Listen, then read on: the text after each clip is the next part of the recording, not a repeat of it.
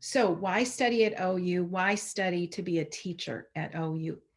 First of all, we have a long legacy as a clinically rich program. And that means that you spend a lot of time in the field. And that starts with your very first class with us. We have you complete a field placement, anywhere from 20 to 30 hours. And then almost every semester, you have an additional 20 or 30-hour field placement with us. One of the other things that we're very focused on is making sure that you're also learning how to teach.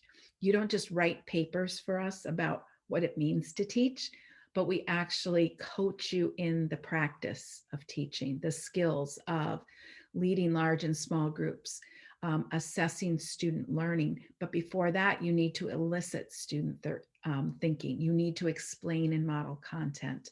It doesn't matter what grade you're teaching, what subject you're teaching. These are the fundamentals of what it means to teach and to teach well.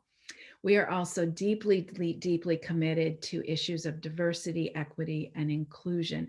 And we promise you, you will hear those ideas woven throughout all of your coursework because it's so important that every student in your classroom has a chance to thrive and build on their strengths.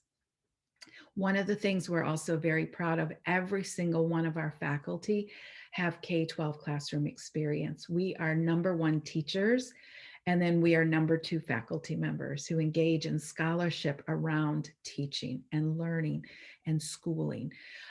We have wonderful part-time instructors also that work very closely with us, and these are practicing teachers, outstanding teachers from area schools.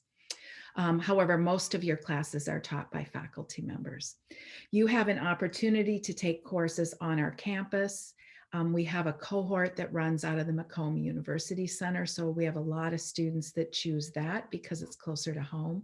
And we also offer classes in our local K-12 partner schools, which is really a cool opportunity. So you might go for your reading class or your science methods class at one of our area schools, where you will work with a faculty member and the teachers and the children in that school. The other thing is our graduates get snatched up really quickly. Many of them are hired in the Tri-County area here in the Detroit metro region, but all over Michigan and outside of Michigan as well. Our graduates are highly sought after because we do a good job at what we do. So teacher preparation, there are many pathways. The majority of our students at OU are elementary education graduates. And starting in the fall, we are opening a brand new program in elementary education that will prepare you for the PK3 and grades 3-6 grade band that the Michigan Department of Education is just opening.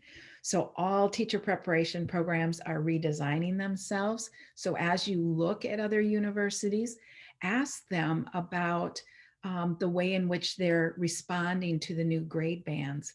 We at OU are opening this fall our very first program with these new grade bands. We are also in the process of designing an early childhood, birth to kindergarten grade band that will probably be connected with the PK3 certification endorsement area. We have a secondary education program that is currently 7 through 12, but within the next 2 years will open up to be this middle grades band that the state has created. We also offer K-12 special teaching degrees in the areas of art, music, and world language. If by any chance you're interested in music, you'll want to work with the School of Music, Theater, and Dance because that's how their teacher prep program runs directly through that school. Some of you are going to ask about special education. Our special education program is at the graduate level. So if you're interested in special education, what we would encourage you to do is start with one of these degrees and then add special education as a graduate student. So what does it mean to learn to teach? What are our courses like? Well, when you're learning to teach, there are 3 really big components that we think of. Your content courses. You can't teach well without knowing your content. So if you're a secondary social studies teacher, you need to know history and political science and so forth. If you're a 3rd grade teacher, you need to know about literacy. You need to know about mathematics, science, and social studies. So we're going to make sure you have the content you need. We also are going to give you your pedagogy classes. Pedagogy is just another name for learning to teach. How do we help someone learn to teach? One of the things we're very proud of, it's sort of a keystone of our programs at OU, is that we work really hard to work around and build in a set of core practices. These are also called high leverage teaching practices. They're the universal things teachers do in order to raise student achievement. I mentioned them earlier, things like assessing student learning, leading large and small group instructions, eliciting student thinking, explaining and modeling content, building respectful relationships with students. And we do those. We teach you how to deconstruct these practices. We use that term deconstruct. We break them down to their very small little pieces. And then we help you learn how to do those, you practice them, and we do it all through an equity lens. Finally, field experience. I already mentioned that's something that we take great pride in at OU. We have amazing partnerships with area schools. And for anyone that might be wondering, well, how do I get to my school site? What do I need that's different than a normal university student? We'll help you work those things out. We want to ensure that everyone who wants to be a teacher can be a teacher, and we will find ways to help you get to your field placements and solve those kinds of issues if you're thinking about transportation and such. All right. Clinical experiences, I already alluded to a bit, but the placements we have are in local schools. You will have multiple placements because we believe it's very important that you have opportunities to experience a wide variety of different school settings. Many of our courses are embedded in our local schools. In fact, all of our elementary reading courses are. And then you will culminate with a student teaching experience. We also call it the internship. And that is across your last semester in the program.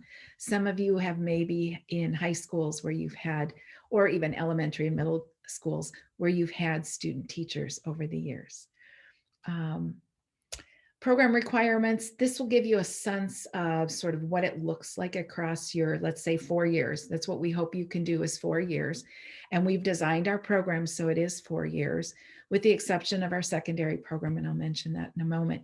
Our freshman and sophomore year, regardless of which program you're in, there is a required course you're going to take. It might be EED 1000 or SCD 1000. That is, EED is elementary education, SCD, secondary education. It's a careers and teaching course. It's designed to help you really think about the teaching profession. Often our students take it as a freshman, sometimes as a sophomore.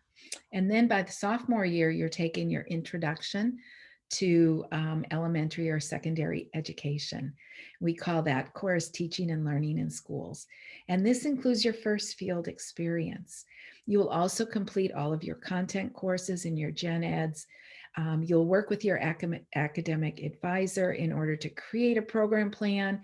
And then by the end, you should be applying for major standing and be ready to start your junior senior sequence. This is when, if you're an elementary education graduate or student, we are hoping that you will be able to go full-time at 15 credits a semester, as well as full-time during your student teaching. And you'll be taking your professional sequence courses, your methods and your foundations courses, as well as the field work that I mentioned. And your fourth and final semester would be your internship, and that's all you'll do. It's important to note that we ask that you reduce your work hours as much as possible, if not eliminate them, because that's a very intense semester. So I'll just finish by saying, when you do have a chance to be on campus and walk through our building, one of the things we've done is we've got pictures of our graduates and the teachers we work with all around the building where they share why they teach. And I hope you would feel equally inspired when you're taking classes in the building with us. And with that, I'm going to pass it to Dr. Eileen Johnson to talk about the HRD program. Hi, everybody. So one degree that you may not have heard of or considered is called Human Resource Development. What we offer here at Oakland University is somewhat unusual. This is normally a graduate degree, a master's degree, and we are one of the handful of undergraduate degrees in the country. So it's kind of a unique opportunity to earn a degree at the undergraduate level in human resources development. So you might be asking yourself, what is HRD, human resource development? There's 4 main tracks that we offer within our undergraduate program.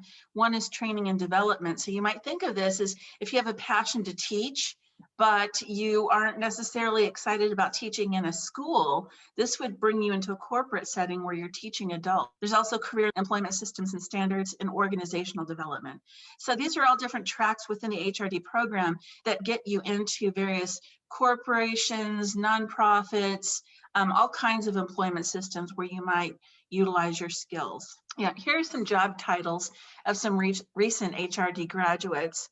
I'm not going to read through all of those, but I'll give you a minute to take a look at some of those. I didn't have a slide like Cindy did in terms of laying out what the program looks like, but again, it's a degree that can be completed in 4 years, or you can also attend part-time and work full-time, or work part-time while you complete the degree, and it culminates in a 1-semester internship. And one thing that's great about our internship requirement is that many students find paid internships, many of which lead to full-time employment post-graduation. So that's just a little bit about our program that you might not have heard of before or considered.